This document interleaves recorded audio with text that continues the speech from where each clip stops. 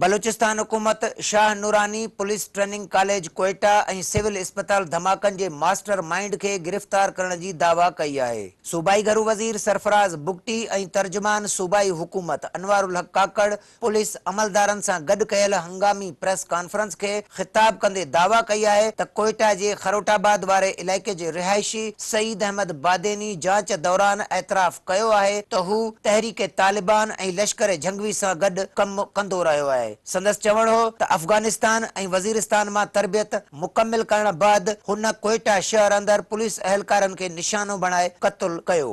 एक दहशतगर्द पकड़ा है जो कि कमांडर था कलदम तंजीम का, और उसने कन्फेस किया है इस 8 अगस्त में जो हमारे वकला शहीद हुए हैं उसका, और फिर जो हमारे पुलिस ट्रेनिंग सेंटर में जो हमला हुआ है उसमें, और उसके बाद फिर शाह नूरानी में एक सुसाइडल हुआ था।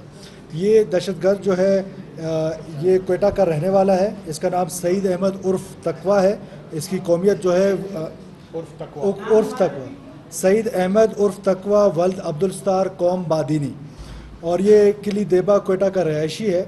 और इसने तहरीक तालिबान पाकिस्तान पहले ज्वाइन की और अब वो काम कर रहा था लश्कर जंगवी के लिए, और उसमें ये 3 बड़े वाक़यात और इसके अलावा बहुत सारी टारगेट किलिंग, जिसमें पुलिस की टारगेट किलिंग थी, फ्रंटियर कोर के पर्सनल की टारगेट किलिंग थी, एक डॉक्टर शिराज थे उनकी टारगेट किलिंग थी, इस तरह और बहुत सारी किलिंग्स थी। सईद बादेनी पंहिंजे 2 साथियुनि समेत वीडियो बयान ॾींदे क़बूल कयो त हुन सिविल अस्पताल में धमाके जी मनसूबाबंदी कई। पहिरियों ई पंहिंजे 2 साथियुनि समेत वकील अॻवान बिलाल कासीअ खे क़त्ल कयो, जंहिं बाद रिक्शा ते चढ़ी सिविल अस्पताल पहुतो ऐं उते आपघाती बम्बार खे तयार करे पाण निकिरी वियो ऐं संदन मक़सद कामयाब थी वियो। सईद अहमद नंढी उम्र में दहशतगर्दी जे वॾियुनि कार्रवाइनि जो एतराफ़ कयो आहे। सूबाई हुकूमत मूजिबि खाउंस वधीक जांच कई वेंदी जेसी ताईं बलूचिस्तान में हिकु बि दहशतगर्द मौजूद हूंदो इदारा तोड़ी हुकूमत ख़ामोश न वेहंदी। कैमरामैन यासीन बलोच ऐं वाजिद अली सेठार सां गॾु